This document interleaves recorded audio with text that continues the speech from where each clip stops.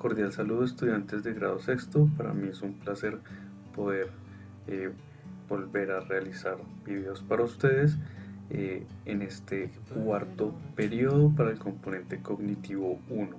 En esta ocasión vamos a trabajar y vamos a ver cómo era la infancia en la antigua Grecia y cómo las características tan particulares de esta sociedad permitieron y posibilitaron el surgimiento del pensamiento presocrático y de toda la filosofía griega.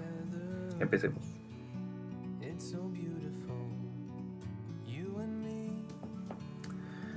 Bueno, antes de comenzar cabe resaltar que cada grupo humano, cada sociedad, cada cultura eh, tiene maneras y ha tenido maneras muy particulares de desarrollarse, de crecer, de transformarse, y eso las hace especiales y únicas. La antigua Grecia no era la diferencia, también tenían unas características muy particulares y el día de hoy vamos a hablar justamente en relación a la infancia, cómo los griegos desarrollaban instituciones y roles específicos para sus niños y niñas. Lo primero que cabe destacar es que, al igual que en la actualidad, los niños y las niñas griegas jugaban con distintos tipos o utensilios. Tenían desde yoyos hasta muñecas de tela, objetos hechos con barro y algunas otras representaciones de animales, entre otras cosas. Por otra parte, la niñez en la antigua Grecia estaba caracterizada dependiendo el género del que hicieras parte. Si eras hombre, tenías unas prácticas de juego distintas y te desarrollabas o socializabas también con otros niños de tu género. Por el contrario, si eras niña, estabas más que todo bajo el amparo y la vigilancia de tu madre, y ella era la que iba a, de manera directa, eh, educarte estos primeros meses de vida.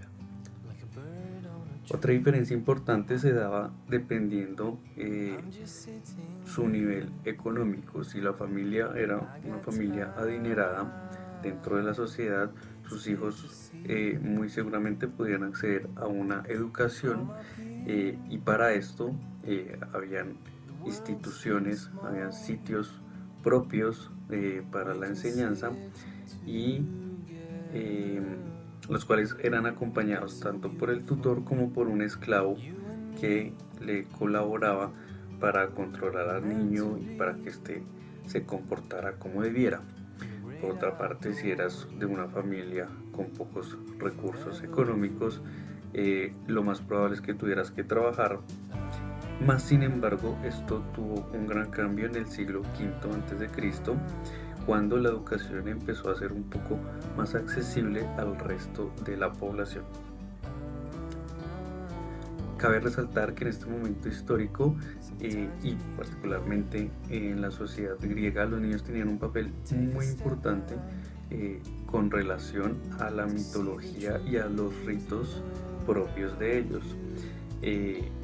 Era muy usual que los niños hicieran parte de estos ritos y tuvieran un lugar privilegiado a la hora de adorar a sus dioses, a sus deidades. Ya sabemos que la mitología griega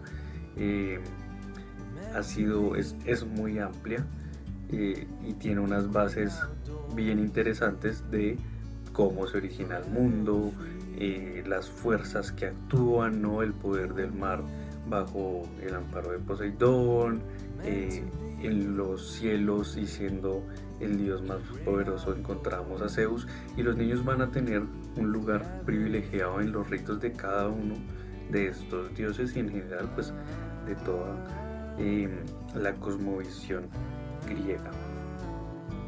Cabe destacar otro elemento bien importante para que hagamos el contraste con lo que sería nuestra sociedad en la actualidad, y es que para los griegos de ese entonces el niño o la niña dejaba de serlo a los 13 años. A esta edad ya él adquiría una investidura distinta y tenía que empezar a tomar actitudes y responsabilidades de adulto, a tal punto que a los 13 años era permitido para un griego casarse. Sin embargo, no era una práctica muy usual, pero dentro de sus eh, condiciones y sus estructuras y normas podían llegar a serlo. También hay que destacar las grandes diferencias que había de una polis a otra. Por ejemplo, los espartanos, eh, como bien sabemos gracias a algunas películas, ellos eran una sociedad eh, muy ordenada y muy militar. Eh, y a diferencia del resto de los griegos, los espartanos tenían desde muy chiquito una disciplina acérrima con sus hijos, particularmente con los varones, eh, a tal punto que los empezaban a entrenar desde muy jóvenes, ¿sí? Y aquellos que al nacer no eran aptos porque tenían de pronto eh, malformidades o algún tipo de quebranto en su salud, eran arrojados por un precipicio porque no podían ser parte de una sociedad tan fuerte, tan ordenada y tan estricta como lo fue la espartana.